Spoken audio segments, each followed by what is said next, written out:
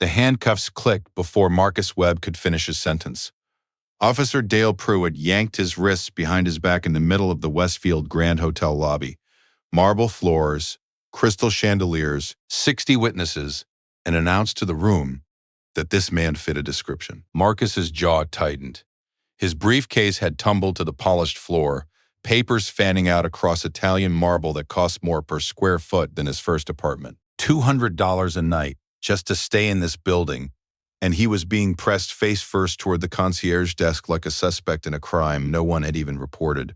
Pruitt hadn't asked for ID, hadn't asked for a name, hadn't asked anything at all. He had no idea who he'd just put in handcuffs. And in 40 seconds, when the elevator doors opened and 12 federal agents walked into the lobby, Dale Pruitt's career would end in the same building where it had just destroyed itself. Rewind 18 months. This is where it begins. Marcus Webb grew up in Compton, California, the third of 5 children in a 2-bedroom house on Wilmington Avenue, where the rent was always 2 weeks late and the water heater worked sometimes. His father drove a city bus for 30 years. His mother cleaned offices downtown, 3 buildings, 4 nights a week. Marcus was the one who sat in the back of the bus with his father's old law textbooks, reading while other kids played, understanding before anyone else told him that the only door out of Wilmington Avenue was the one you built yourself. He graduated valedictorian from Compton High, full scholarship to Howard University, law degree from Yale, top of his class, the kind of transcript that made federal recruiters call before he'd even taken the bar exam.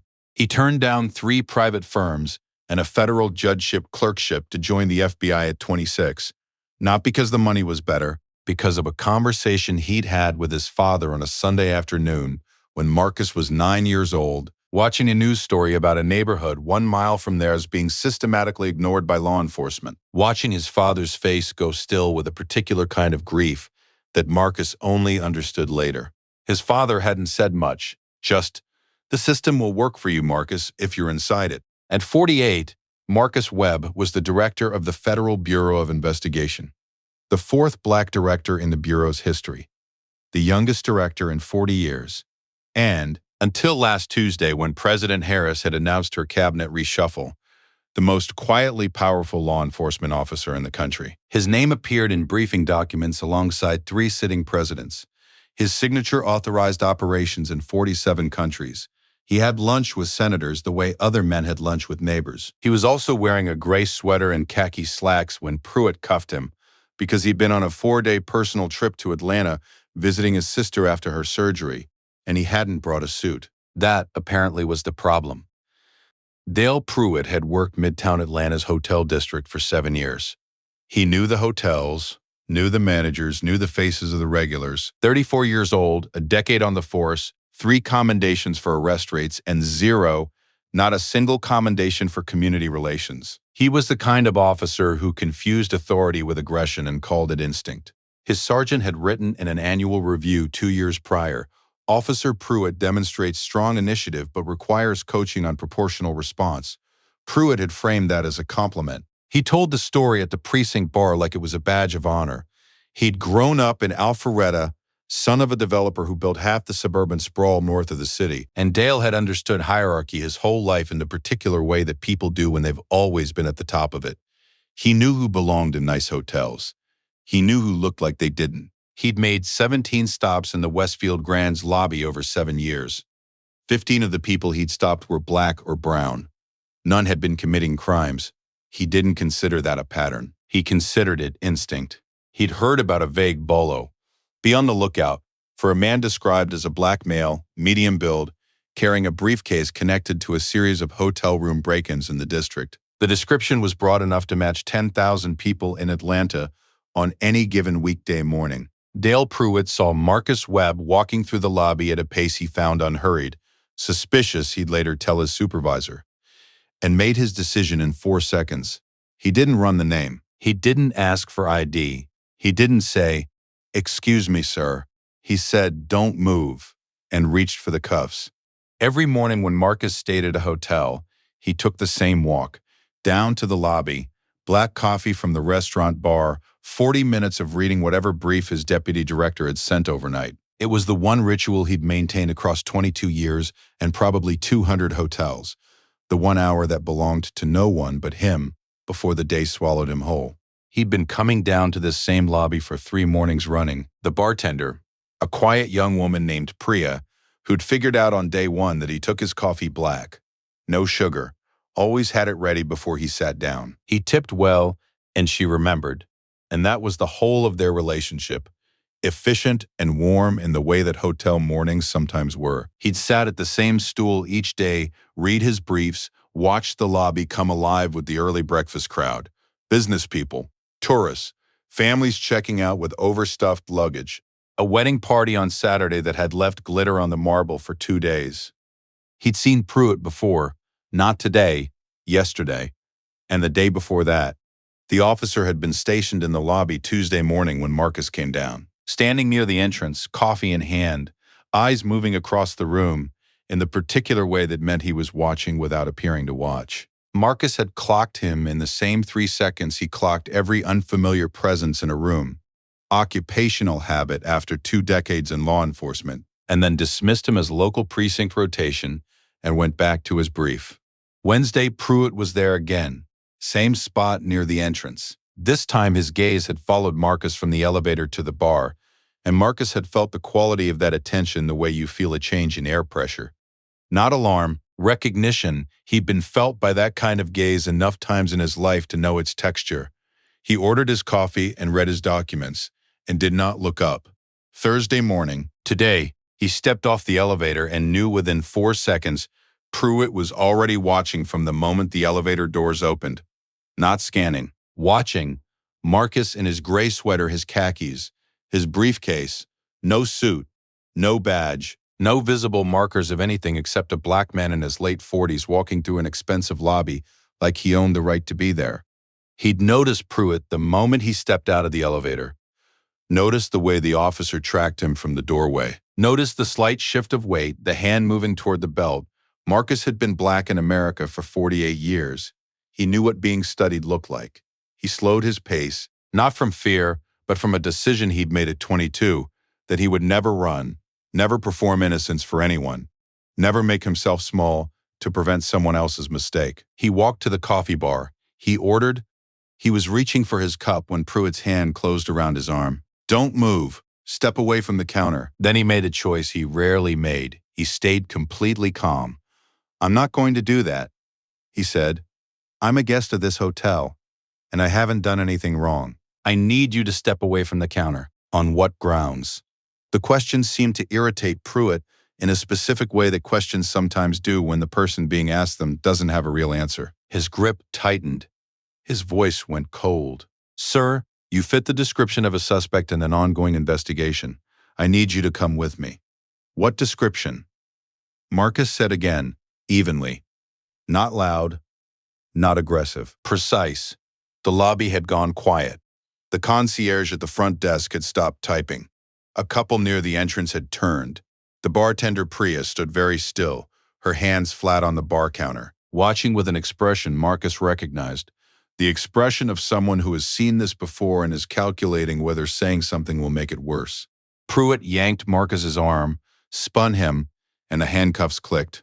Remember this moment, because everything that happens next traces back to these 4 seconds. Marcus stood facing the marble concierge desk, hands cuffed behind his back, briefcase on the floor, coffee cup tipped on its side. The hotel lobby was the kind of space designed to make people feel the grandeur of money. Soaring ceilings, Italian marble floors in cream and gold, chandeliers that caught the morning light in 1,000 directions. It was meant to make people feel elevated. It was doing the opposite right now. Pruitt was on his radio, requesting backup, calling in a detainment, saying suspected B&E suspect, 1200 block lobby of the Westfield Grand. The lobby murmured. Someone gasped audibly near the restaurant entrance. A businessman in a charcoal suit had stopped walking entirely, briefcase in hand, just standing and watching. A family with 2 young children, the kids maybe 8 and 10, both wide-eyed, had gone still near the check-in desk. The mother put her hand on her older child's shoulder.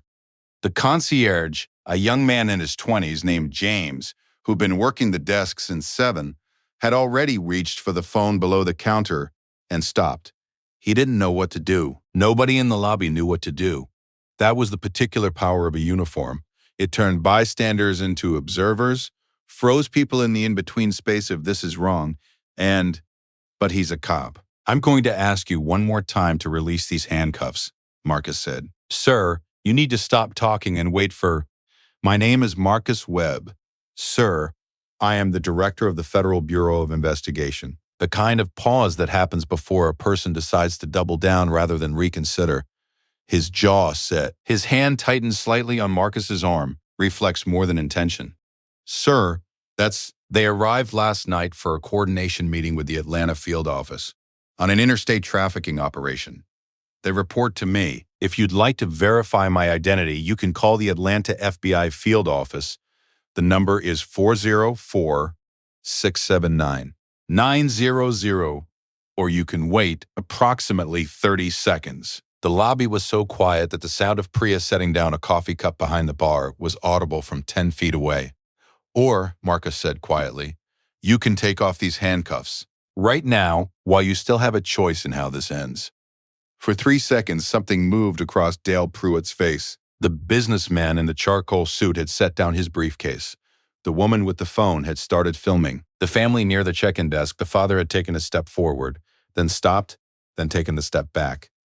All of it happening in slow motion around 2 men, one in cuffs and one with the key. Pruitt didn't take off the handcuffs, and then the elevator opened. 12 agents walked out in pairs. They wore the looks of people arriving for a 9 a.m. meeting. Suits, badges on belts, laptops, coffee cups of their own. The lead agent, Deputy Director Carla Reyes, was 2 steps into the lobby before she saw the scene. She stopped. Behind her, 11 agents stopped. The lobby was absolutely silent. Carla Reyes had worked for Marcus Webb for 11 years. She'd sat across from him in crisis rooms during 3 national emergencies. She'd watched him testify before a hostile Senate committee for 11 straight hours without raising his voice once. She had never, in 11 years, seen the expression that was on his face right now. It wasn't anger. It was something quieter than anger, more permanent, the expression of a man who is not surprised. And that is the saddest part of it. Carla looked at Marcus, then at the handcuffs, then at Dale Pruitt. Sir, she said, crossing the lobby in quick strides. Her voice was controlled, the way people's voices get controlled, when they're preventing themselves from saying something they can't take back.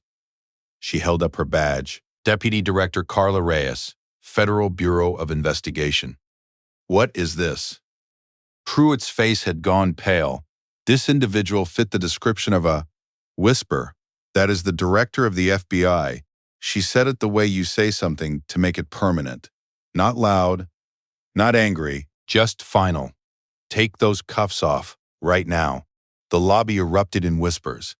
The businessman in the charcoal suit said something under his breath. 2 agents behind Carla had already moved forward, instinctively closing the physical distance. The concierge James had stepped around the desk and then stopped himself, not knowing what his role was, hands at his sides. Pruitt's hand moved to the key, slowly, the way hands move when a person is experiencing the specific horror of watching themselves in a moment they cannot change. The handcuffs clicked open. The sound was quiet. Somehow everyone heard it. Marcus turned around.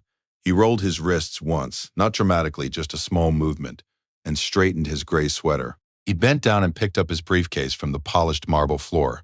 He gathered the scattered papers methodically, the budget documents, the legal brief, the operational summary. He tucked the photo of his sister, taken 2 days ago in her hospital room, her arm around him, both of them smiling, back inside the briefcase flap. He did all of this without rushing, without performing. He took his time the way a person takes their time when they want the room to understand that they are not humiliated, they are not broken, and they will not pretend that what just happened didn't happen. Then he looked at Dale Pruitt. The officer's face was the color of old marble. His radio crackled once and went silent. Around them, 60 people watched. Hotel guests, hotel staff, 11 federal agents, 1 bartender with her hands still flat on the counter. The woman near the restaurant had been filming for 4 minutes. She didn't stop. Your badge number, Marcus said. Pruitt told him. His voice came out smaller than he probably intended. Your sergeant's name. Thank you. Marcus turned to Carla. Let's get to the meeting. He walked toward the elevator with the calm of a man who has decided exactly what he's going to do next and has no remaining questions about it. 12 agents fell in around him, not protecting him, not surrounding him, just moving with him the way people move with someone they follow. The elevator doors opened. Marcus stepped inside. The last thing visible before the doors closed was his face.